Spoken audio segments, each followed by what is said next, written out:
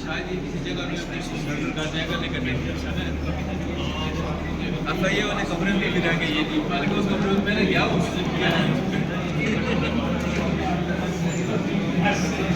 जी जी, देखा आज फिर क्या हुआ, ये कब तक चलता रहेगा जी? ये तो इनका बस नहीं चल रहा, ये साल पूरी चलाएं साल जैसे जिस तरह भी एप्लीकेशन दे दीजिए। आपने कभी ये सुना था कि अपीलों में भी ऐसा होता है, एडिशनल एविडेंस के लिए एप्लीकेशन दी कभी जाती भी है? नहीं सुना।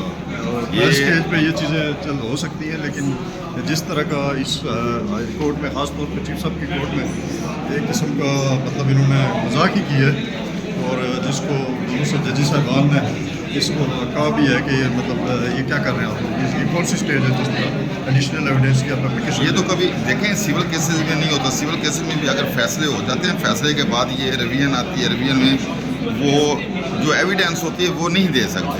तो इन्होंने जो बहुत बड़ा इन्होंने ब्लंडर कर रहे हैं, और जज साहब को तो चाहिए था जस्टिस को अकॉर्डिंग टू लॉ अभी इसको जो एप्लीकेशन इन्होंने दी थी इसको डिसमिस करते विद फाइन के साथ, और खान साहब को कम से कम इतने ये ट्रायल चल रहा है, बेलें तो दे देनी चाहिए थे।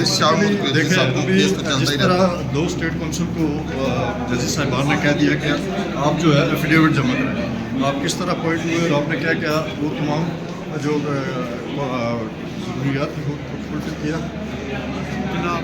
जी तो उनका आगे से जवाब आपके सामने था कि हम लोग कितना टाइम दिया, हमने कितना कंसल्ट किया अपने क्लाइंट के साथ, वो कोई भी जवाब उस तरह दे नहीं सकते। तो इसका मतलब ये सारा जो ट्रायल हुआ है ये एक शुरू सिरे से ही गलत है। तो इसमें कोई सारी लीगलिटीज़ मौजूद है, कोई लीगलिटी यहाँ पे नहीं है। तो जजी साहबान को भी समझ आ गया था कि ये सारा जो केस है ये सारा का सारा जो है ना इलीगलिटीज़ पे है और झूठ पे मबनी है। तो इंशाल्लाह जो है ना कल हर हाल में फैसला होगा, जजी साहब इंसाफ मिलेगा, खान साहब बाहर आएंगे। इंशाल्लाह।